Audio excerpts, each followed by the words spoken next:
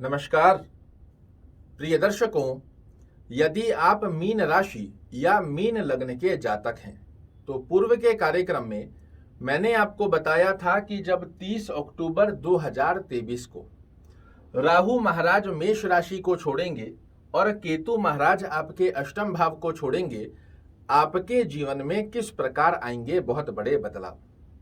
आज हम चर्चा करने जा रहे हैं राहु महाराज का मीन राशि में आने वाले 18 महीनों में आपके लिए कैसा फल रहेगा और केतु महाराज का सप्तम भाव अर्थात कन्या राशि में कैसा फल रहने वाला है।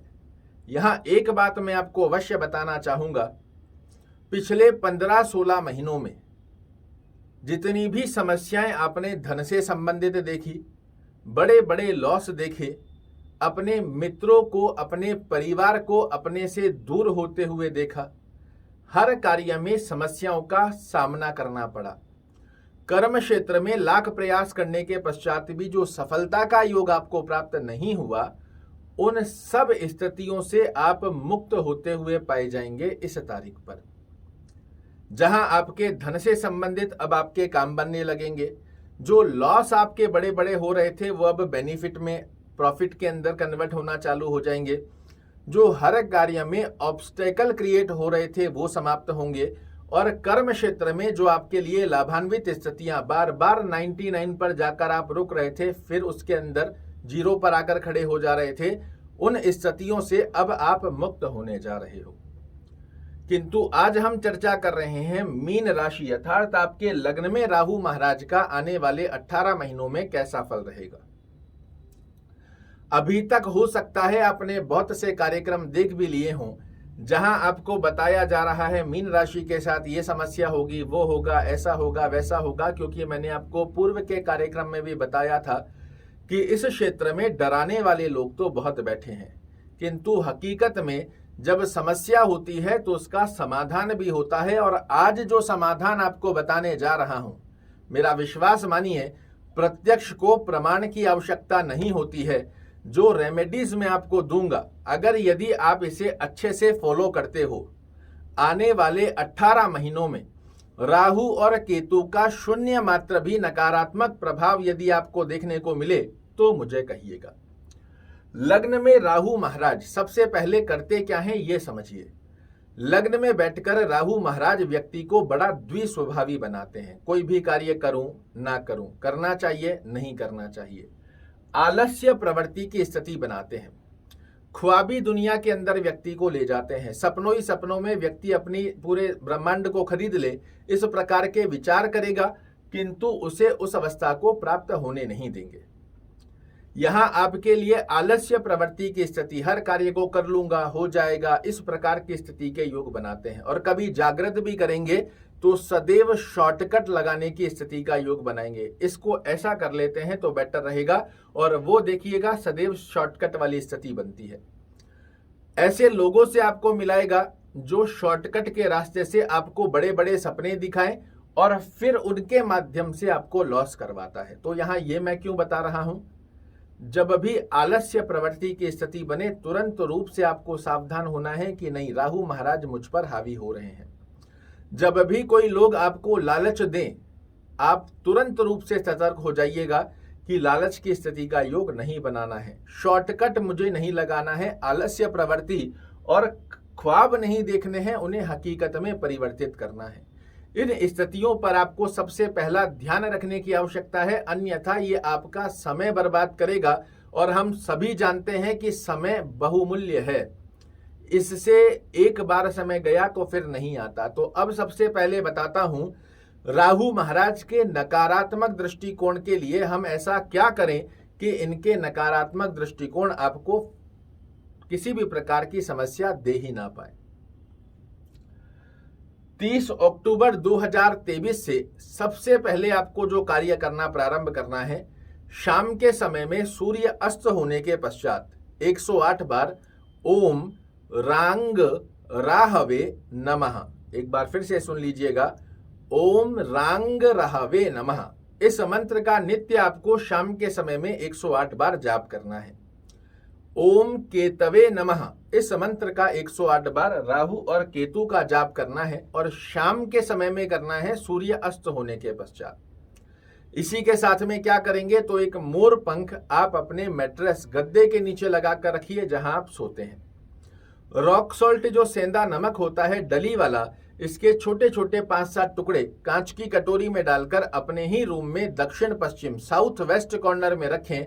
हर 1 महीने में पुराने नमक को फ्लश कर दीजिए, नया नमक फिर से डालकर रखेंगे, बड़े अच्छे लाभ देखने को मिलेंगे आपको। एक छोटा सा प्रयोजन और बताता हूं, अवश्य रूप से कीजिएगा, बेहद अच्छे लाभ देखने को मिलते हैं। जो बैंगन होते हैं जिसकी हम सब्जी बनाते हैं, 2 बैंगन और थोड़ी सी राई जिसे हम सब्जी में डालते हैं, इन दोनों स्थितियों को महीने में 1 बार शनिवार के दिन, कोई भी शनिवार का चुनाव कर लो, 4 शनिवार होते हैं, जिस भी शनिवार आपको समय हो, 2 बैंगन और थोड़ी सी राई, घर के आसपास में कोई शिवजी का मंदिर हो, वहां यदि आप इसे अर्पित करना चालू करते हैं, महादेव के चरणों में आशीर्वाद की कामना का ध्यान करते हैं कि राहु का नकारात्मक दृष्टिकोण मुझे प्रभावित ना करे, इस अवस्था से राहु के नकारात्मक दृष्टिकोण बहुत शून्य मात्रा की स्थिति को प्राप्त करते हैं। अब जानिए राहु आपको जकड़ता कैसे है। पिछले समय में तो राहु महाराज ने जकड़ लिया, आपको पता ही नहीं पड़ा। ये कार्यक्रम मैं पूर्व में इसीलिए बता रहा हूं ताकि आपको पहले से ही सावधान होने की आवश्यकता रहे। और आप अच्छे से जानते हैं, जब कोई बीमारी हो और तुरंत रूप से उसका इलाज कर लिया जाए तो वो बीमारी हमारे शरीर में प्रवेश कर ही नहीं पाती। वहीं दूसरी तरफ जब बीमारी पूरे शरीर में प्रवेश कर जाती है, उसे निकालना बहुत भारी पड़ जाता है। तो यहां हमें क्या करना है, राहु महाराज को किसी भी प्रकार से हमारे शरीर में, हमारे जीवन में, हमारे घर के अंदर प्रवेश ही नहीं देना है। राहु वो ग्रह है जिसका खुद का कोई घर नहीं है, ये सदैव कोने ढूंढता है अपने बैठने के लिए, और इसको वही कोना आपको नहीं देना। तो ऐसे में क्या करेंगे, अपने घर को अच्छे से सफाई करके रखने की आवश्यकता आपको रहेगी। आपके पंखे जो होते हैं घर में, इनके ऊपर के स्थिति पे जो धूल लगती है ना, यही राहु का स्थान है।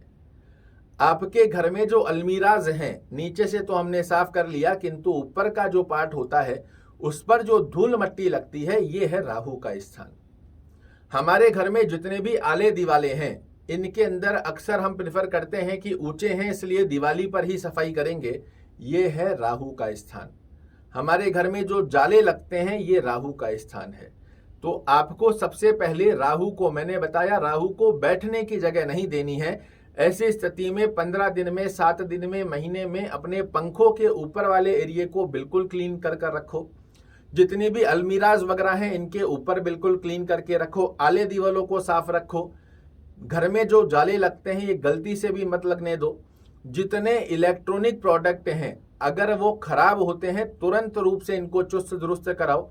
कोई ऐसे इलेक्ट्रॉनिक प्रोडक्ट पड़े हैं जो खराब हैं, कभी सही नहीं होंगे, उसके बाद भी हमने उनको रखा हुआ है, इन्हें बाहर करो। आने वाले 18 महीनों में कोई भी इलेक्ट्रॉनिक प्रोडक्ट खराब होता है, इसको भी आपको तुरंत रूप से चुस्त दुरुस्त कराना चाहिए।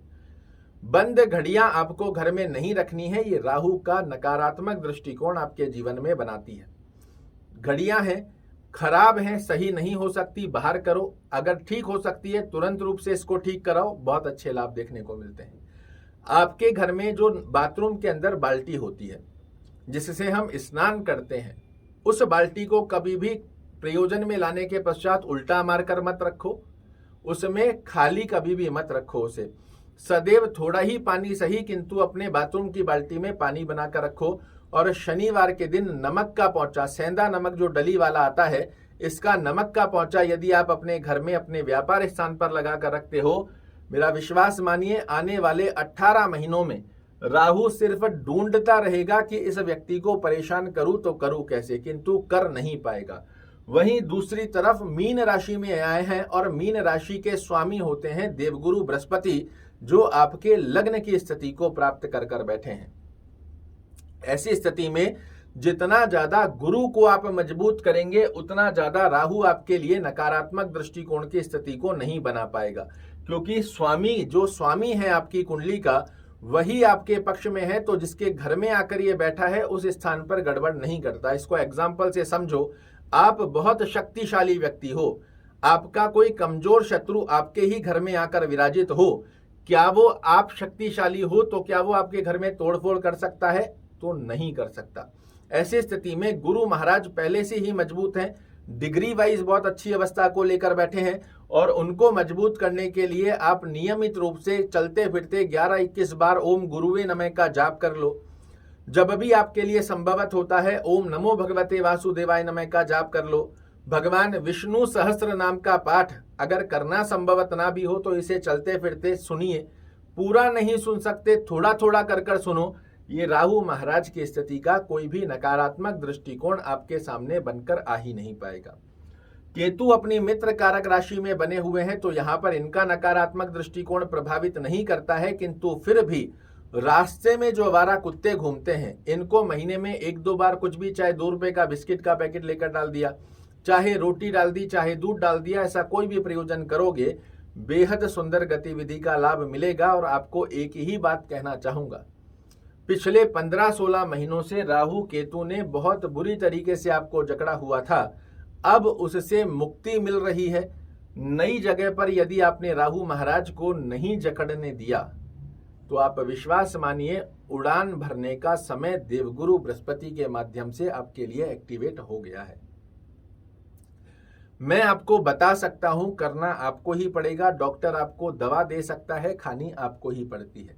तो मैं आपसे यही कहूंगा, मनुष्य योनि मिली है, इसको श्रेष्ठ अवस्था में आगे बढ़ाने का सदैव प्रयास करना चाहिए। जो मैंने आपको उपाय बताए हैं करके देखिए, प्रत्यक्ष को प्रमाण की आवश्यकता नहीं होती है।